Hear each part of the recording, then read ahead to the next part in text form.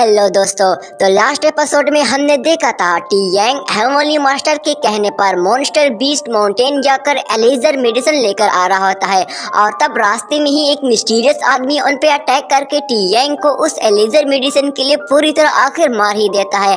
पर टी यांग फाइट में ही एलेजर मेडिसिन फेंगियो को देखकर उस मिस्टीरियस के आदमी के हाथों नहीं लगने देता, पर मिस्टीरियस आदमी टी यांग की डिवाइन सोल को डिस्ट्रॉय कर देता है।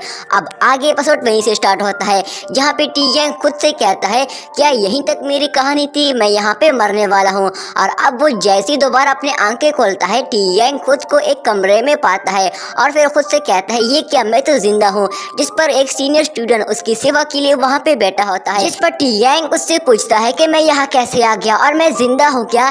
जिस पर वो सीनियर स्टूडेंट उसको बताता है कि जब ब्लैक माउंटेन के मास्टर को तुम मिले थे तब भी जिंदा ही थे। जिस पर टी यांग कहता है मैं किस्मत वाला हूँ जो अब तक जिंदा रहा। और ये कहते ही वो अपने डिवाइन सोल के कोर को चेक करने के लिए कल्टीवेशन करने की कोशिश करता है, पर वो देखता है कि उसकी डिवाइन सोल पूरी तरह डिस्ट्रॉय हो चुकी है। जिस पर वो बहुत ही उदास हो जाता है।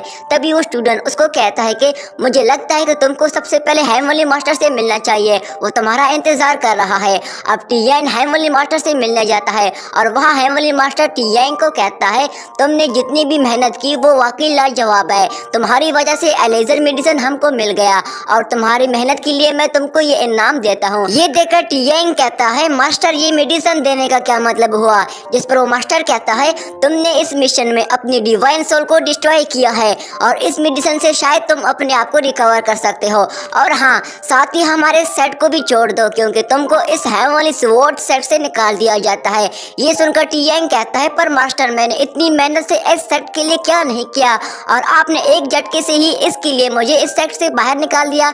जो सुनकर हेवनली मास्टर टी यांग को जवाब देता है कि अब तुम एक कमजोर हो और कमजोर कल्टीवेटर के लिए हमारे सेट में कोई जगह नहीं है। जो सुनकर टी यांग हंसने लगता है और हेवनली मास्टर से चिल्लाते हुए कहता है मास्टर आज आपने जो मेरे साथ किया उसको मैं हमेशा याद रखूंगा।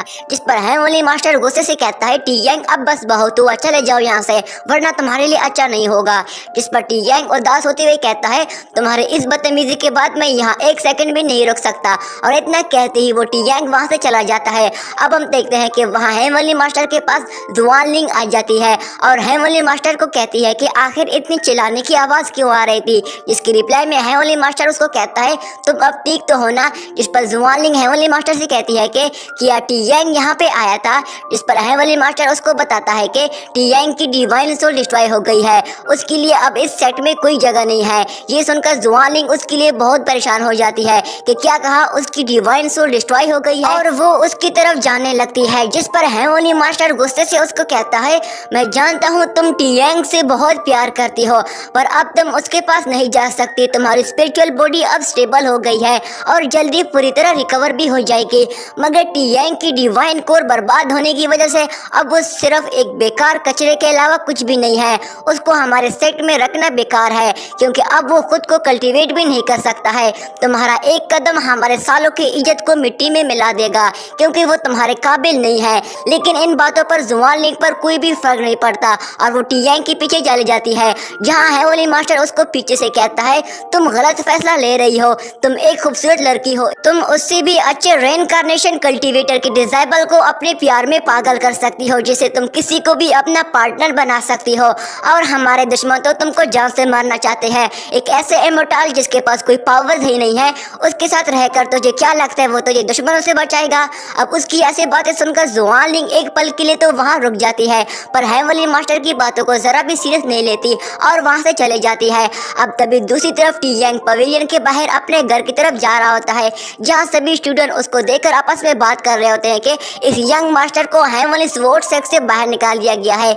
जिस पर वो सभी टी यांग की डिवाइन सोल के बारे में मजाक उड़ा रहे होते हैं। अब टी यांग खुद से कहता है कि मुझे यकीन नहीं हो रहा, मैं सारी जिंदगी इन जैसे बगैरत लोगों की हिफाजत करता आ रहा हूँ, मुझे खुद पे शर्म आ रही है। पर तभी वो रुक जाता है और खुद से कहता है पर अब मैं जुआनलिंग से कैसे बात करूंगा, क्या वो किसी मिशन पे तो नहीं गई, क्योंकि वो जानता है कि जुआनलिंग उसको ऐसे कभी भी अकेला छोड़ नहीं सकती। पर तभी वहाँ पे लिनफू आ जाता है और टी यांग को कहता है तुम अभी भी यहाँ पे हो, मैं तो परेशान हो रहा था कि मैं तुमको अब कभी भी नहीं देख पाऊंगा। पर तभी टी यांग की नजर उसके लाइट डिसेबल पास पे पड़ती है तो समझ जाता है कि हेवनली मास्टर ने ये लाइट पास लिनफू को दे दिया है। इसका मतलब टी यांग की कि यंग मास्टर की जगह अब लिनफू लेने वाला है। अब टी यांग उसको इग्नोर करते हुए जाने लगता है, पर तभी लिनफू उसके सामने आ जाता है और उसका मजाक उड़ाते हुए कहता है, मुझे लगा कि तुम जैसे महान इंसान के लिए इनने एक स्पेशल प्रोग्राम का इंतजाम कर रखा होगा, क्योंकि वैसे भी तुम्हारे जाने के बाद तुम्हारी पोजीशन किसी और को मिलने वाली है।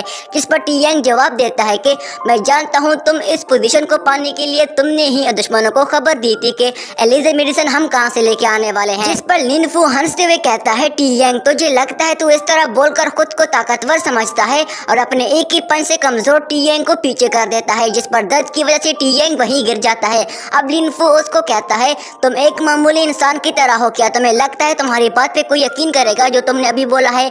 और दोबारा से टी यांग को जमीन में पटक देता है, जिस पर टी यांग गुस्से से उठकर अपने मार्शल आर्ट टेक्निक से बिना रुके उस पर पंचों की बारिश कर देता है और उसको वैसे ही जमीन पे पटक देता है।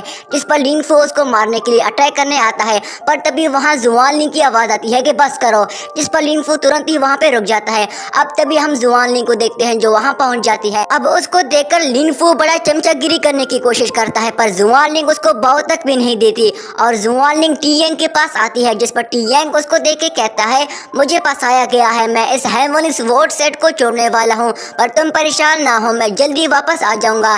जिस पर जुआनलिंग कहती है, मुझे कोई फर्क नहीं पड़ता। जिसको सुनकर टी यांग हैरान होते हुए पूछता है, क्या कहा तुमने? तभी जुआनलिंग हेवनली मास्टर की उस बात को याद करती है जहाँ हेवनली मास्टर उसको कहता है, अगर हमारे दुश्मनों को पता चला कि तुम एक कमजोर इंसान की पार्टनर हो जिसके पास कोई पावर्स ही नहीं है, तुमको क्या लगता है कि वो तेरे साथ क्या करेंगे? और यही बात जुआनलिंग को दिल पे जा लगती है और वो टी यांग को कहती है, मुझे लगता है कि हम एक दूसरे के लिए नहीं बने हैं, मैं तुझे छोड़ रही हूँ। जिसको सुनकर वहाँ लिनफू और बाकी स्टूडेंट भी काफी हैरान हो जाते हैं, पर टी यांग की तो शक्ल देखने वाली होती है जैसे उसके दिल को जिंदा जला दिया गया हो।